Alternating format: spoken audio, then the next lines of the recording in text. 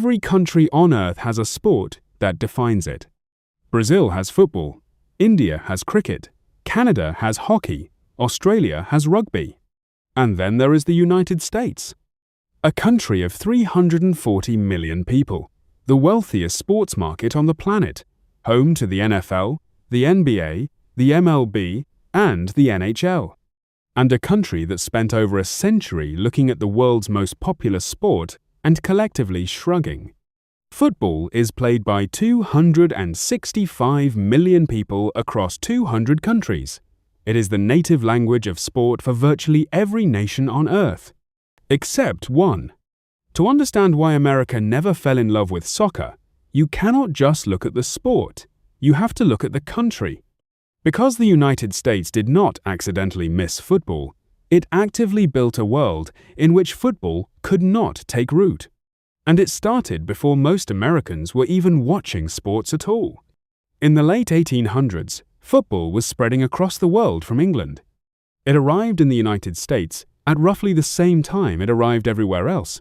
But America already had something.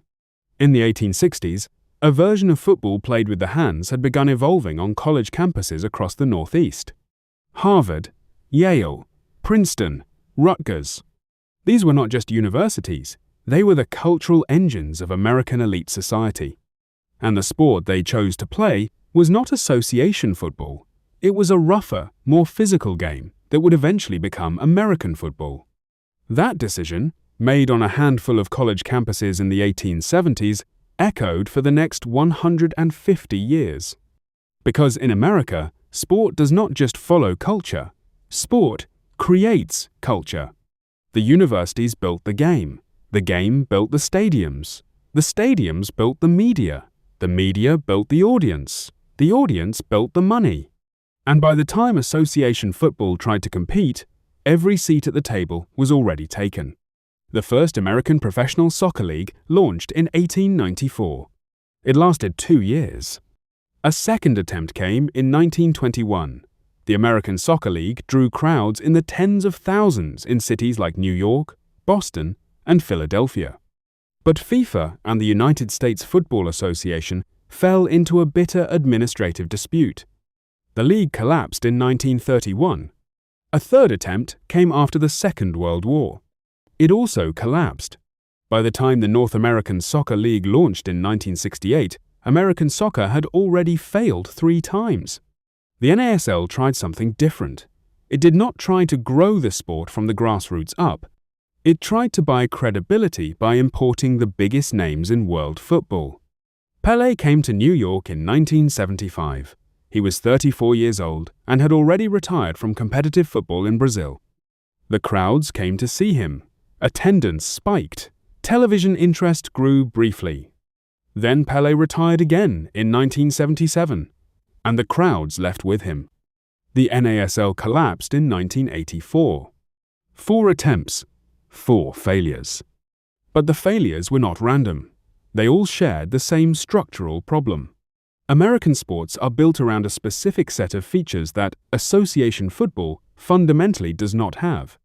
Timeouts, stoppages, commercial breaks.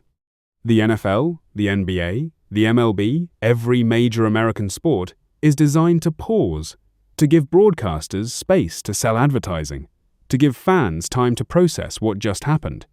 A football match runs for 45 minutes without stopping. For American broadcasters in the 1970s and 1980s, a sport that refused to stop was a sport that could not be monetized in the way they understood. There was also the question of scoring. American sports are built around scoring. Points accumulate. Momentum shifts. The lead changes hands. A 0-0 draw in football is not just possible, it is common. It is sometimes celebrated. For an American sports audience raised on touchdowns and home runs, a match that ends without a single goal felt like a movie with no ending. These were not irrational complaints. They were the result of a century of conditioning. American fans had been trained to expect certain things from sport. Football did not provide them. And there was one more factor that almost nobody talks about: immigration patterns.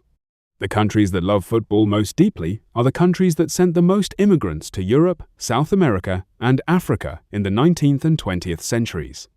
The countries that sent the most immigrants to the United States were different: Ireland, Germany, Italy, Eastern Europe.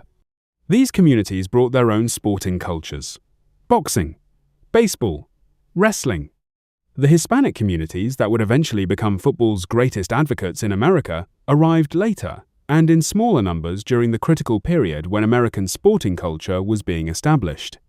By the time Latino immigration accelerated in the second half of the 20th century, the sporting infrastructure of the United States was already set. The television deals were signed, the stadiums were built, the calendars were full, there was no room at the table.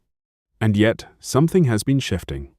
Slowly, quietly, in a way that the traditional American sports establishment has been reluctant to acknowledge.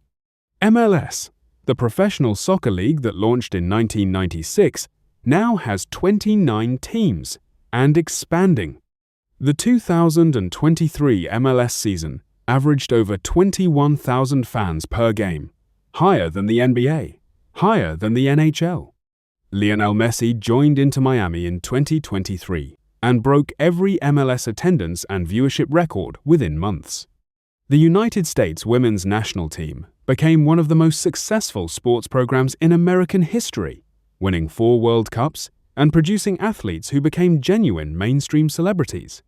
And the generation that grew up playing soccer in suburban leagues through the 1990s and 2000s is now the generation buying the tickets, signing the television deals, and running the sports media companies. The audience that American soccer always needed has finally arrived. It just took 30 years to grow up. In 2026, the World Cup comes to the United States for the second time. 48 teams, 104 matches, 16 cities. The final at MetLife Stadium in New Jersey, just outside New York City. And for the first time, the United States will host the World Cup not as a country that was handed the tournament because of its stadiums, but as a country with a professional league, a competitive national team, a growing fan base, and a generation of players who grew up dreaming of exactly this moment.